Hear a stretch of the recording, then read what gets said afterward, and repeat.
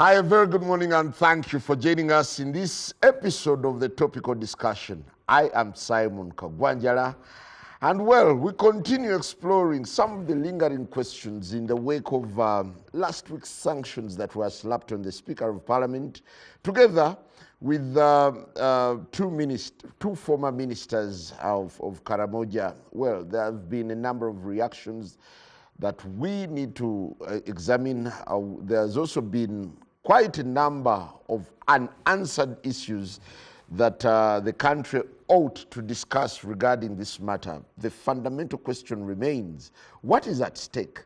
And how is the image of Parliament now being affected by the sanctions? I'm joined this morning by Engineer Richard Sebamala, Member of Parliament for Bukoto Central, together with Dr. Tanga Odoi, the Chairman of the Electoral Commission of the National Resistance Movement. Our Honorable Sebamala, good to have you and a very good morning. Very good morning to you and our viewers. Oh, yeah. Dr. Tanga, how are you? I'm fine. I think I'm doing well. I celebrated my birthday on 13th, and I'm happy I'm a Ugandan. On which floor? I'm happy I'm a Ugandan who has lived and to see a lot. Can attest to what Uganda has been from 1962 to now. Wow, very interesting, and congratulations. Thank you. Well, there seems to be a lot that is happening in regard to the sanctions. Ever since the sanctions were slapped, we've seen correspondences from President Museveni. We've also seen correspondences from the Minister of Foreign Affairs. Do you imagine this situation has been given the adequate response it deserves? Personally, I believe it is, first and foremost, I believe the sanctions were right. I want to differ from anybody that thinks that they were due to homosexuality and whatever. There is need to check the accountability of Parliament. Plainly. 2, after all this has been done, the executive has come out and given some sort of, I would call it instruction or request or something like, what are you doing? The question now goes back to Parliament. We have time and again been part of that group that has requested Parliament to be transparent to the voters and to the international community. We are watched on this television, NBS, daily as we are sitting.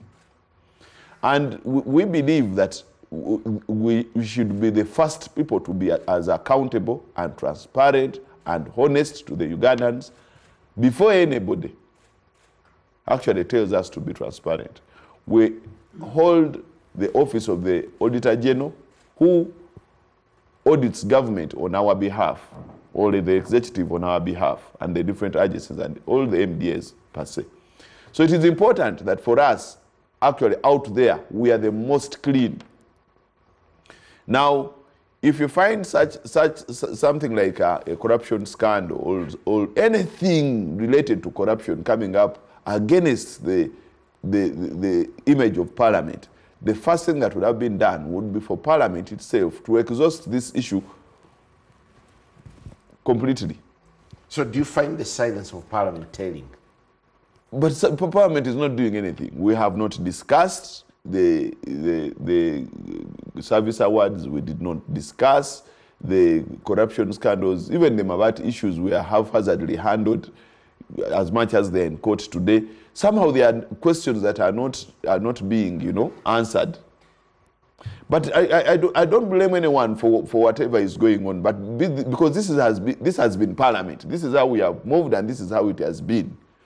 Whenever there are very contentious issues that you feel the Ugandans should have answers, they either don't see the flow, they don't see themselves on the order paper, or they will, in the event that they have come to the order paper, they will be haphazardly managed. Well, this has come up at a time when Parliament is on a break, sine die. Do you imagine a matter of this magnitude would call for maybe a recall of Parliament to discuss it as an emergency? Why not? We are discussing the issue, we are discussing the image of Parliament.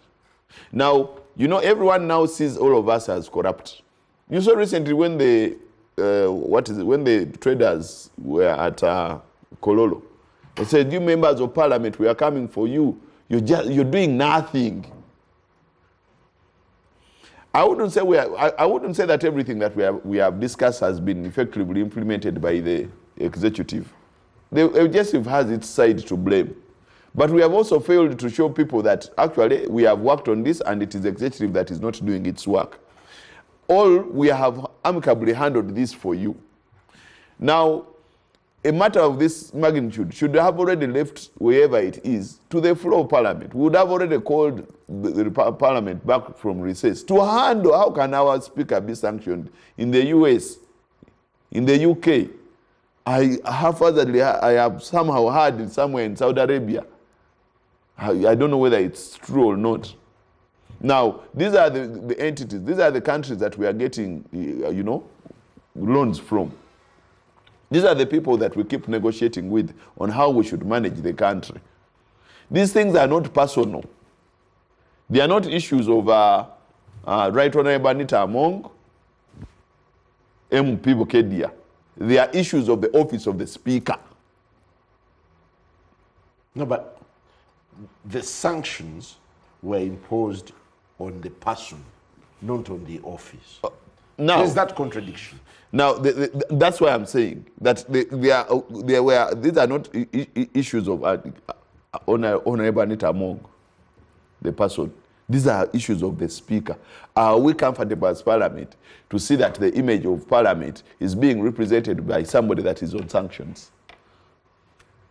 Well, very interesting. Dr. Tango Doi, in the wake of the sanctions, there's been a lot of reaction, measured, sometimes questionable. Do you imagine that this is an indictment on the entire government? One person is sanctioned, the third in command is sanctioned. Is it an indictment on government?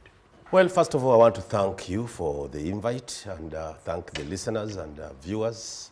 And I hope we shall make this discussion fruitful to them. The first thing I want to set my thesis right.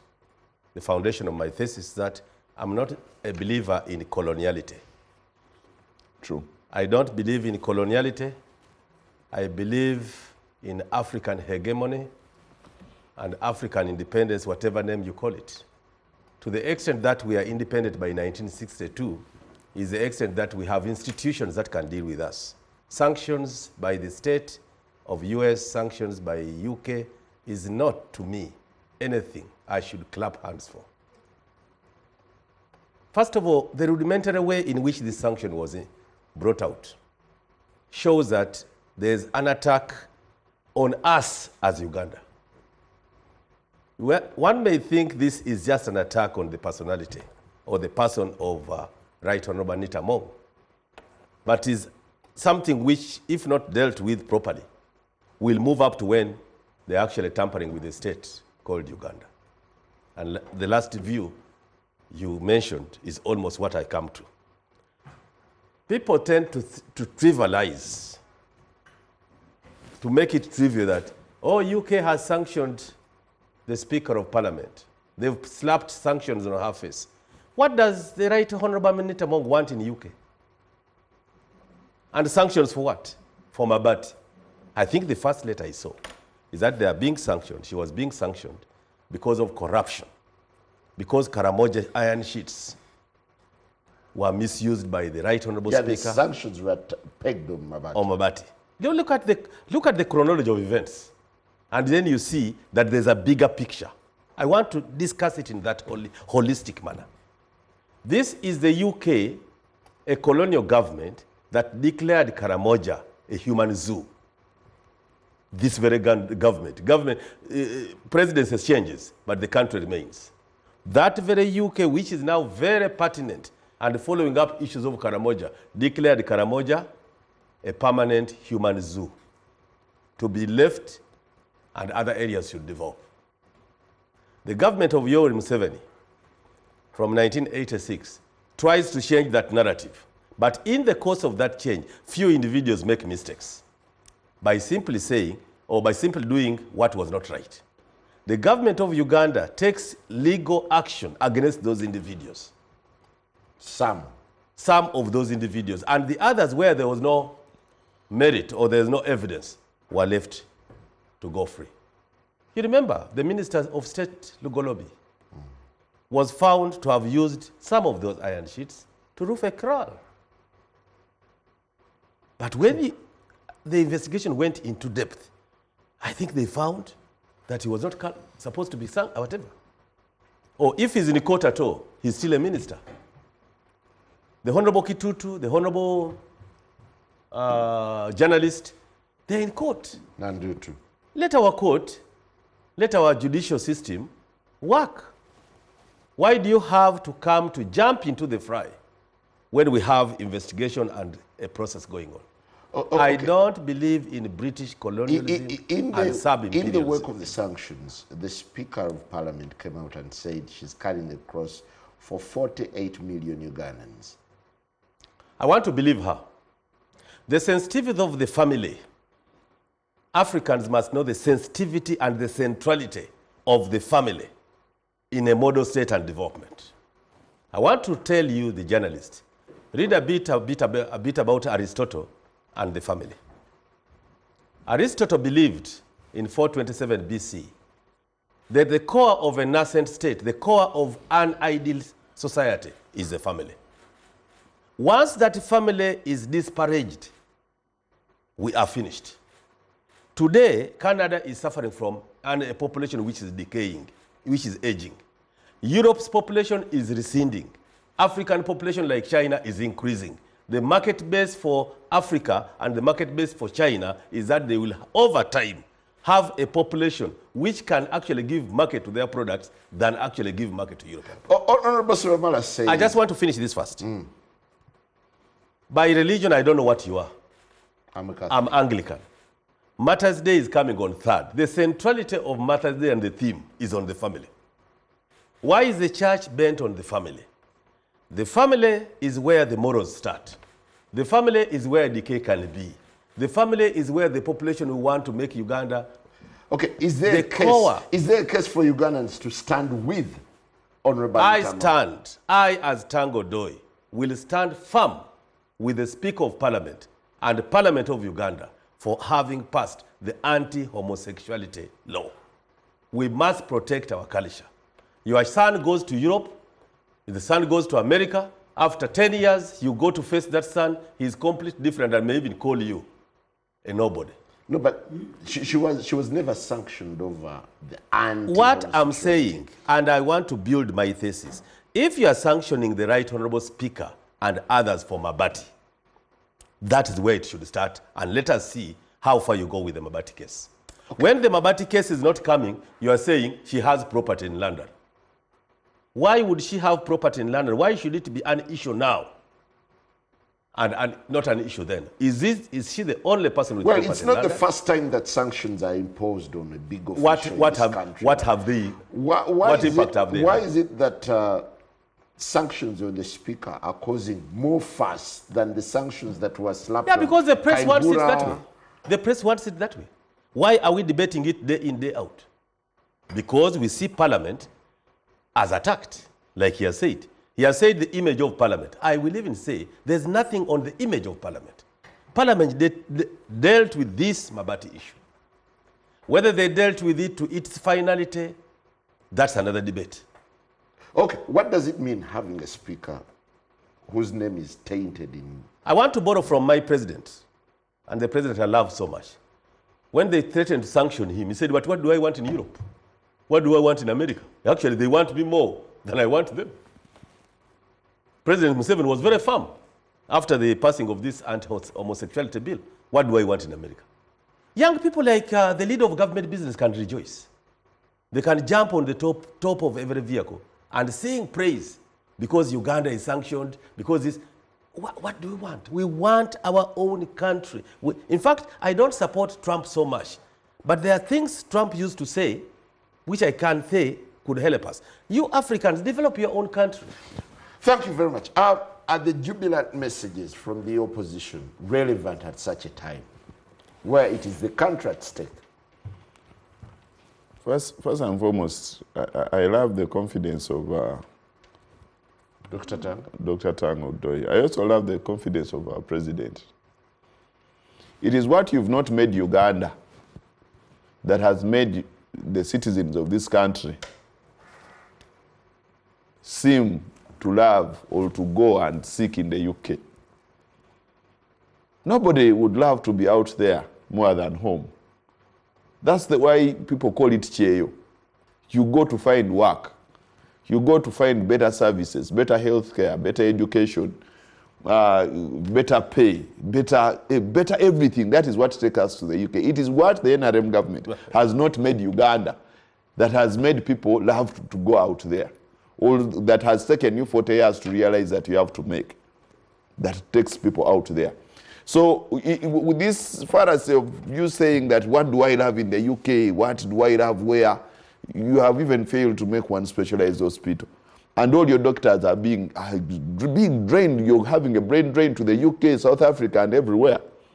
You cannot be the only one person that doesn't know that actually the United Kingdom and the Europe and Israel and the rest have better services than we have. And automatically, whenever our health services fail, that is where we go. That is where your presidents, their kids, their friends, and everyone are going for treatment. And you cannot say you don't need to go to Europe, yet almost all your patients are in Germany. So what am I saying? Let's leave this thing of painting into the world, into our people, that we all don't like colonialism. And we don't want to look at it. But this urban slavery has come because we are not doing our work as government. Parliament inclusive. Parliament inclusive because we are also not handling our issues to like he said, to conclusion. Very many issues have come. I will tell you, Honorable Tangudo, recently we had a slap of 4 trillion on our account, on the budget committee and our statutory obligations. That was not appropriated by Parliament. It has never come to the floor. It has not been discussed. Okay. So what am I saying? The nation be what am I saying? That in the event... Should the country be too consumed by sanctions on just 3 people? We've seen sanctions before. No, we are only saying, if there is sanction, they would sanction Sebamala. No, they would sanction Dr. Tang. We are talking about the leader of the Commonwealth, the Parliament, the Speaker of the Commonwealth Parliament, isn't it, at the moment? Isn't she the one that is leading the chair? This is the person we are saying that is being actually sanctioned by the so-called UK sanctioned that came. For what? You understand? It's not about what. It's about sanction. For what? It's not about what. A mere fact that something comes like a sanction. Let's not look at what. It's on an individual. It's on the speaker. Whether it is on an individual, Anita, among whatever has been sanctioned on her, trickles down to our speaker not being able to perform her duties because she's sanctioned as an individual. It is the same person. Sometimes the difference is the same. Do you feel your colleagues in Parliament are motivated to discuss this matter? Out of fear and terror, some of them, of course, feel they wouldn't want to discuss this. Some of them have become her handbags, the likes of the Kavandas, the likes of the Javiras, the Sentais, the Who's.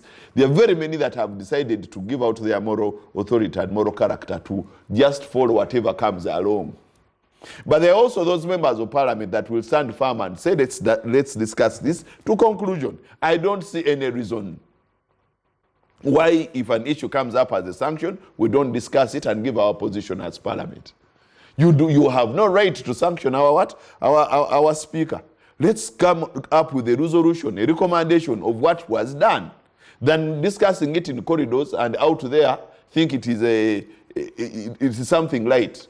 It goes back to administration. You know, Honorable Tango, it goes back to the administration of Parliament. In the event that we are now signing documents, how do you sign documents that go to the, because you're also supposed to allow us to go to the UK for other things that we are supposed to do as members of Parliament. The moment where there is maybe a trip to Parliament, you're supposed to sanction. you go and get visas and go to the UK. There is this maybe workshop, there is ABCD, but for you personally, you've been sanctioned for not going to the same where you're sending us. I believe we should discuss this issue to conclude. Let's not make it about what did you say? I'm a very staunch Catholic that does not really want even to discuss issues to do with homosexuality. I too believed that the issues of homosexuality should have been handled more administratively than lawfully. Okay. But that is my patent. Thank you. It looks as though these sanctions are taking more of a political turn than a diplomatic turn.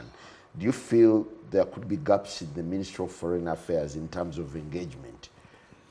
I think I said it at this beginning. First of all, I said, even the way it was handled was wrong. You cannot address sanctions from one government, British High Commission is a government, straight to a person. It should have been addressed in diplomatic circles. And that's why we are now discussing it without diplomacy. So is it translating into a kind of diplomatic that's stalemate? That's what has weakened it.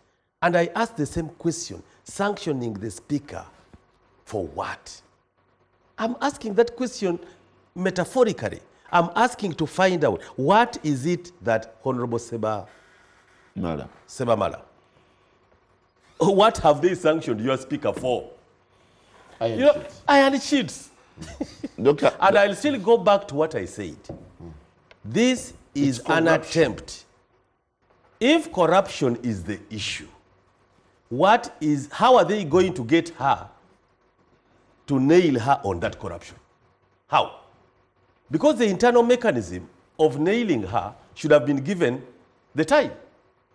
If the internal mechanism has not found her culpable, or if they say the iron sheets were given to a schools in whatever. Aren't you being somehow intellectually dishonest in just narrowing the discussion on the Speaker of Parliament when we have a list of several other Ugandans, top Ugandan officials who have in the past been sanctioned? Perhaps it's time for government to read the writing on the wall. It's your question. Do you think the which time gives is me right? The time is right now for the government to read the writing on the wall as its officials are being indicted one by one. I think it is your question which gives me the parameter and leverage here. Okay. Now that you've said that question, when you set that question, I'll answer it. Okay. But let me first answer what I would ask another question. I want Honorable Seba read the writing on the wall. I want to request Honorable Seba Mara to draw his discussion onto why the Speaker is sanctioned. And secondly, you said it here. Have they sanctioned this person or the office of the Speaker? I think that was a very good question to him. They have not sanctioned the office of the Speaker. They have sanctioned an individual called Anita Among. Who carries the office of the Speaker? No, the office of the Speaker is a broad thing. To the extent that he says, who will sign our letters? The letters might not. There is an office of the Speaker. The office of the Speaker has a deputy Speaker. I think. So you imagine Parliament is not crippled by this? But what won't Parliament discuss? What won't Parliament? Even in their budget, the benchmarking trips have been lowered. Okay? The budget for benchmarking has been reduced, and there was an outcry. Why is the president telling us? No, the president is saying, what are you benchmarking in Europe? What are you benchmarking in Germany? What are you benchmarking in the US? You benchmark within your districts.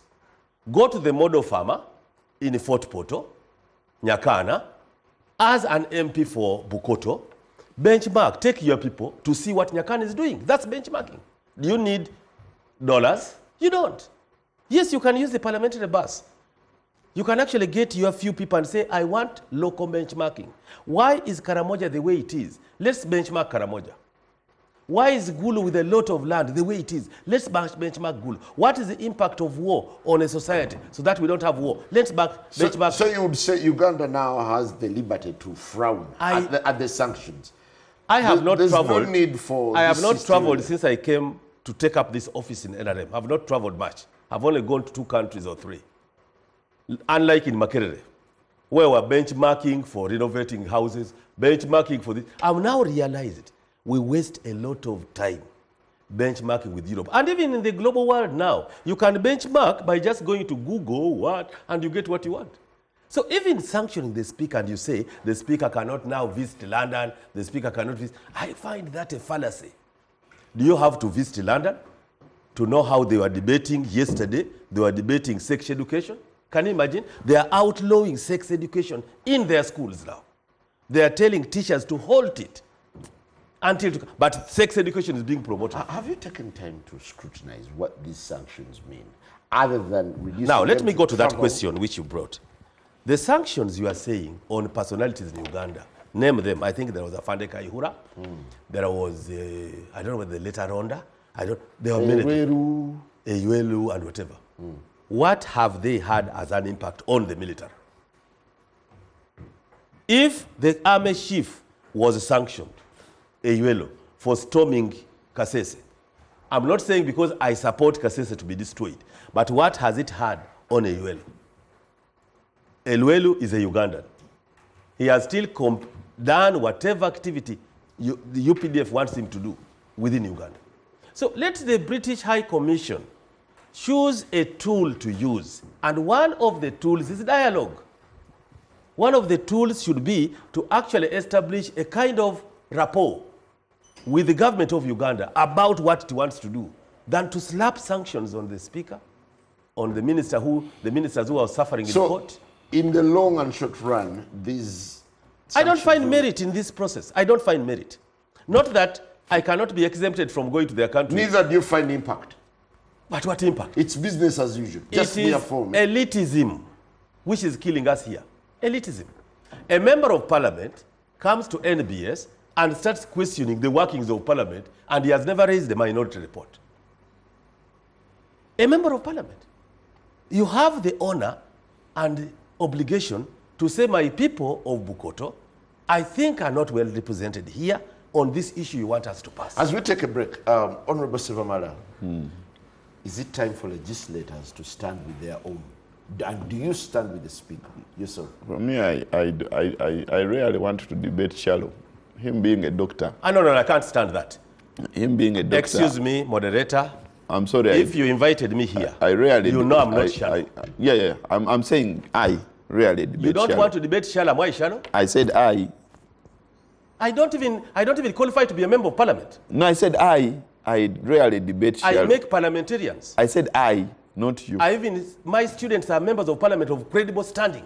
No. Now you're misunderstanding my word. I said I rarely debate with shallow. I rarely debate shallow. I. Who is debating shallow? Now you would wait for what I was saying. Don't bring semantics here. Don't bring semantics on me. I want to say this. I protect my CV. Personally. Shall we let him? No, I can't. I can't. Personally. Let him back up his I submission. can't for as long as he mentions but I've been with you. Why do you invite me here if I'm not credible? No, I'm saying I rarely debate shallow. You mean the topic is shallow? You set us a shallow topic. So why I'm saying this is when I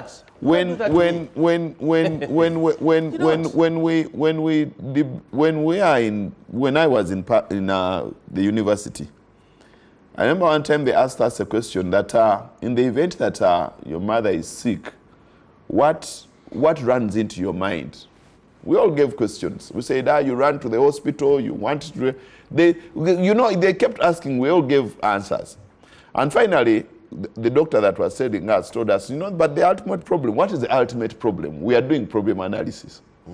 So somehow, finally, our doctor tells us, the ultimate problem is you're preventing death. Death is the problem. These others are processes you're just preventing, but the actual problem is death. And you should learn to critique. That is the logic. That's not. You understand? That you should learn to critique and get the critical. You critique until you get the actual problem. You logic. So now, which is okay. Yeah, not medicine. So not medicine, but I was saying the logic of critiquing to the last point. So when a sanction is a penalty, I don't want to debate why. I want to debate the word sanction. Okay. Why is it a penalty? It is And a the penalty. damage. No, it is a penalty for either misrule or breaking the law. That's all. So I don't want to debate why, how, when, which. That one I don't want. I want to debate the word sanction. If the word sanction ever appears to you, what do you understand first? You first understand it's a penalty. Then you understand, okay, if it is a penalty. For what? Then you say, for what? But it's a penalty. Why am I being penalized is another thing. Why? Now why should I deserve a penalty? So if we are saying that our speaker is being penalized, then a member of parliament comes to NBS to discuss or to give their views about a penalty. Then it underscores whether there is a minority report on something or not. I'm just looking at the penalty. Because the sanction means penalty. Okay, we are taking a break. But do you stand with the speaker? Yeah, I'll stand with her where she's right and not stand with her where she's wrong. In this case, do you stand with the speaker? I don't like it that she has been penalized. I don't like it, and I have asked that we discuss it just like the Sechukubos and the rest. Let's discuss it to conclusion. Let's give our views and recommendations. Well, we'll take a very short break, but still looking at whether Parliament would be hurt by sanctions that are slapped onto their speaker. In this case, is it the individual or the office that is at stake? Good morning.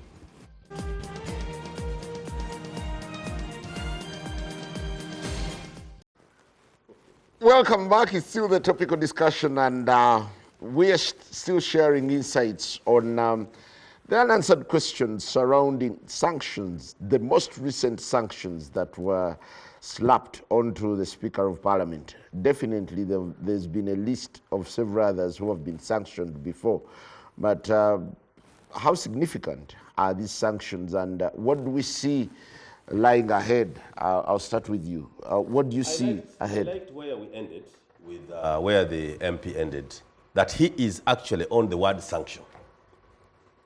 He wants sanction as a penalty. But then it comes, penalty for what? You can't refuse, you can't leave the what? You can't leave the how. How is the sanction? But you're sanctioning me for what? Okay, sanctions are within their wisdom. The wisdom of the British. West. The wisdom of the West. Should Now, we go ranting? Should we go really pressing for why? For the why? If we want to deal with these sanctions, which they want to think is the only way to tie African leaders, we should discuss them and we should leave them as is. You have sanctioned me, thank you. But this sanction on the speaker might move wider, might take a wider spectrum. It might now go to sanctions on parliamentary MPs who are vocal, sanctions so on that gives me a sense that the kind of responses that we are seeing now are panicky. The best would have been silence.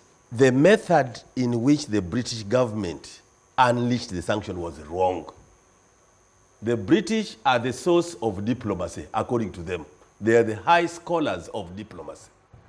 They should have handled that sanction with the diplomatic line, diplomatic offices, the foreign affairs. And I'm sure if they wrote to the Ministry of Foreign Affairs, they would have had an engagement first, that we want to engage you on this action. But they want to take a bully approach, which will actually backfire. Yes, you've sanctioned the speaker. The speaker will say, and so what?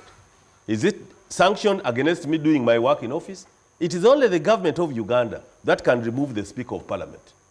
It is the system in Uganda which can remove the speaker, the person of the speaker, out of office. So should the country be necessarily engrossed in a discussion? We should not forget or we are giving it too much attention. We are giving it too much attention. I said unnecessary. Not unnecessary, too much attention. Because why wouldn't we debate what the president just unleashed in Fort Portal? That leaders, your areas are poor. Why don't we concentrate on the following? I've just given you the testimony, Nyakana has given a testimony. Why don't you Tangoloi as a leader in your village called Kisoko?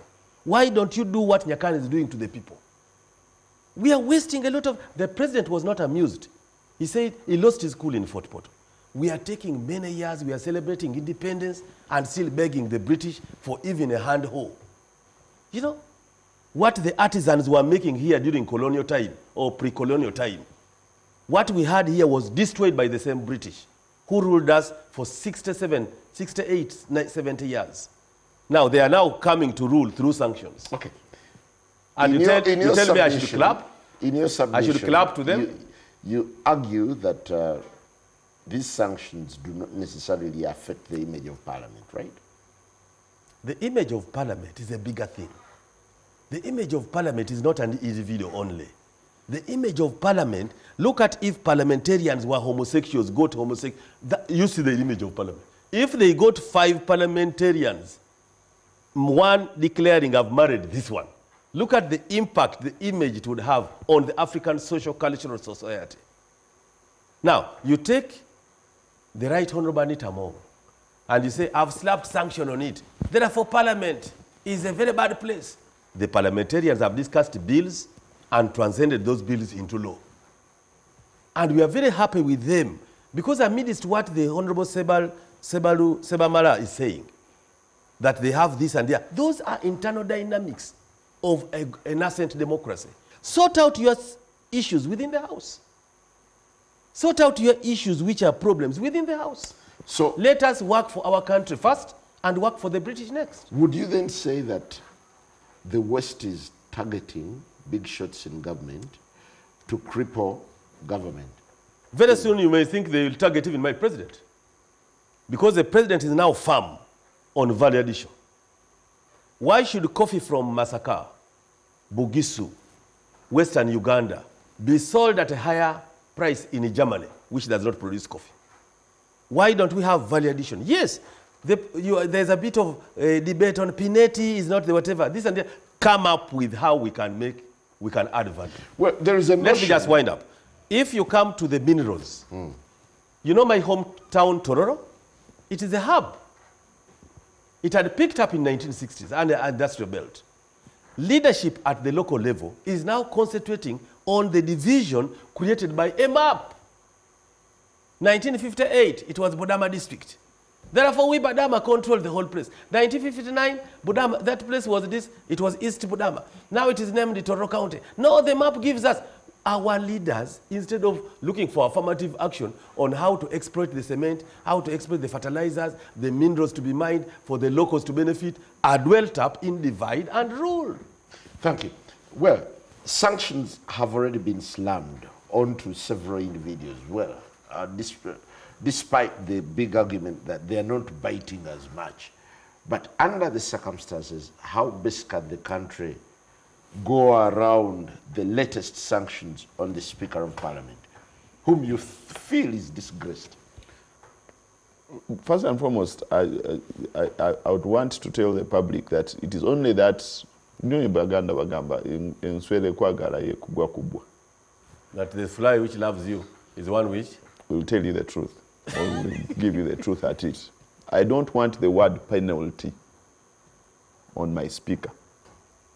And the only way I can give it straight up is I don't want anything to do with the word penalty or sanction on my leader. You understand? On any leader. On any leader. For anything. And I would want us to critique and know if this has been brought by corruption, how do we go around it? How do we as members of Parliament stand with the Speaker in the right way?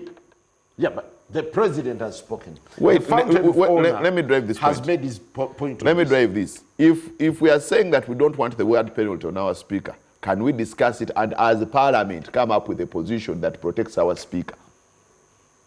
That's my argument. 2, how do we go around, like you said, we go around, what do we need in the UK? What do we need in the US? What do we need in Europe or Brazil or wherever that we are going? Why are these people coming up? When they say sanction, what are they preventing us from? What is the extent of that sanction, and how does it affect the individual or the speaker? So what we need in the UK is what we are supposed to do here, such that we are not yearning to go there. He says barrier addition. I'm saying corruption and embezzlement has become an issue. Everything has been, every project has been crippled because of corruption and embezzlement. Can we deal with the corruption? Then deal with the corruption and embezzlement, such that all programs that we are doing. Agreed. We are doing program-based budgeting, but we are still having sector committees. Can we go back to our own table and say now, since government has changed to program-based budgeting, can we go program-based committees? Good. Okay. These are things that we need to realign and make sure that whatever we want in the UK, we can see here. And we don't have any need to go there. Honorable Sebamala, Tanga, like several other persons, have downplayed the severity of these sanctions. And they're saying they're not as significant. Tanga here, the moment he gets sick, he will be thrown there. He will be thrown there. I'm telling you. When these people have been giving birth there, their children are studying there. You don't listen to these fellas say, oh, there is nothing we need from the UK, there is nothing we need from the UK and the US. These people need the UK even more than themselves need themselves, because for health services, they fly. For better education, they fly. You understand? For business, they fly. For investors, they fly. For loans, they fly. Where half of our budget is gotten from those countries, the UK and the Americas and the rest. Now we are bringing in Islamic Development Bank. Okay, yeah, it has come in now greatly. It is also coming in on our side. You understand? And Russia. So Russia, now there's this narrative of Russia, the Arab world, Russia and China are taking over what the other people have been giving us. So these people need those countries better than us. As we get out of here, do you think the political undertones have been louder in these sanctions than diplomacy? We've made it more political than diplomatic. No, I would believe it is 50-50. It is 50-50. Everyone has played their role. We as politicians have given our tones on it, and the diplomats have also... How do you evaluate the response from the Ministry of Foreign Affairs, for instance? Ministry of Foreign Affairs has its issues. But I believe it would have been a better response than what they gave. But I don't want to preempt what they say or what they gave in as something that is out of value. I'm only saying that let's not even debate. Let's handle this issue conclusively from all angles. From the diplomatic community, from the parliament, from the executive. Let everyone give their views and let us exhaust this thing completely. Otherwise, these sanctions are going to bite everyone. Because what is on the record, at least going by the president's letter, is that Honorable Anita Mu doesn't have, Right Honorable Anita Mu doesn't have properties in the UK. Let it be investigated. I don't know whether she has. I don't know whether she has. I don't know whether her sons are in the UK or have relatives are in the UK. I don't know. People hide their wealth within very many things. They buy, shares in corporations. They can buy. They can give this money to individuals to invest in their names. You've seen people die here, and then their properties are split within other names. Have you seen the wills of some people where we think that BMK is the proprietor of something, and then when they die, then the beneficiaries are different. We're getting out of here. So the UK can debate this. We're getting out of here in a minute. Do we pick any lessons as a country from these sanctions? Yes, first thing first. I think let me first clear that as Tango Doi, I want a better Uganda, better health system, better education system, and everything. Because the government puts money for those. You see, our education system, whenever we go to UPE, people will criticize UPE. Let's start improving what we have so that we don't run to Europe. And I want to say for record, I've been sick once a while, but I'm sick and treated here. And medicine is here. A few corrupt people are messing up the hospitals. NRM is suffering from the success, the effect of its own success. It found 5 million children, now it has 20 million children surviving. The hospital standards must cater for that. The education must cater for that. The success NRM has brought is what NRM must deal with to manage the society. Number two. As we get out of here. Yes, as we get out of here, I want to state for record that the slapping of sanction on the Speaker will not have a big effect on Parliament. Parliament will continue to be presided over by the Speaker. Because what parliamentary... Can she still walk with her head high? Yes. You need to walk with your head high yourself. Even you, anybody else. Walk high with your head if you know what you are doing is not... I asked a question from the beginning. I respect the British High Commission as a country in Uganda. When Mabati saga started, okay? You start from Mabati, you move from Mabati, you say, no, we are now saying she has houses in Europe. When you don't find houses, you say, oh, the children and the universities. They are the proud people who benefit from our children going to their universities. I must end it on this very note. Thank you very much. I'm actually concluding by saying our parliament is a credible institution. Honorable Richard Sebamala for joining us this morning, sharing your insights on the significance of the sanctions that were slammed onto the Speaker of Parliament, Right Honorable Anita Mong, and what they really mean on parliamentary business. Well, we'll be joining our own Amara on a trek as a number of pilgrims make it to Kampala from Nebi. It's a holy pilgrimage that is going to span 480 kilometers. It's starting today, and we'll certainly be catching up with her to share the experience as it begins. Good morning.